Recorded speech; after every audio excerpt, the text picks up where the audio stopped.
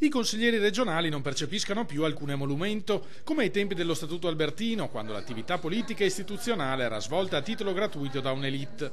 La proposta arriva dal consigliere di Siamo Veneto Antonio Guadagnini, che ha depositato a Palazzo Ferrofini un progetto di legge di 2 soli articoli per abolire completamente le indennità degli eletti. La risposta non tarda ad arrivare dal presidente della prima commissione Marino Finozzi, relatore di una serie di provvedimenti che anno dopo anno hanno ridotto stipendi e rimborsi dei consiglieri.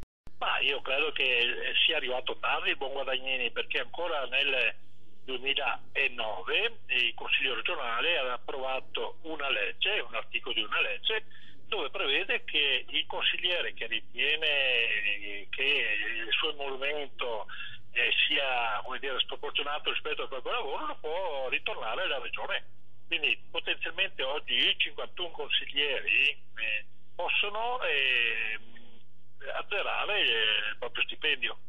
Esiste anche un modulo prestampato, ricorda Finozzi, che ogni consigliere può compilare, firmare e consegnare all'ufficio di presidenza. Invito Guadagnini a farlo velocemente, visto che è il proponente di questa legge.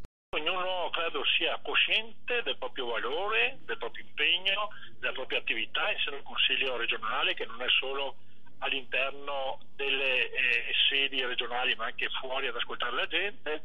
In base a quello che è la propria autovalutazione può ridursi lo stipendio anche a zero, se ritiene di valere zero. Non mi risulta siano molti i consiglieri che si sono avvalsi dal 2007 ad oggi di questa facoltà, informa il presidente del Consiglio regionale Roberto Ciambetti. Sono stati solo 4 e per periodi limitatissimi. Ricordato questo, è mio dovere censurare ogni tentativo di svilimento del lavoro del consigliere regionale, un incarico che non va assolutamente sovrappagato ma nemmeno svilito.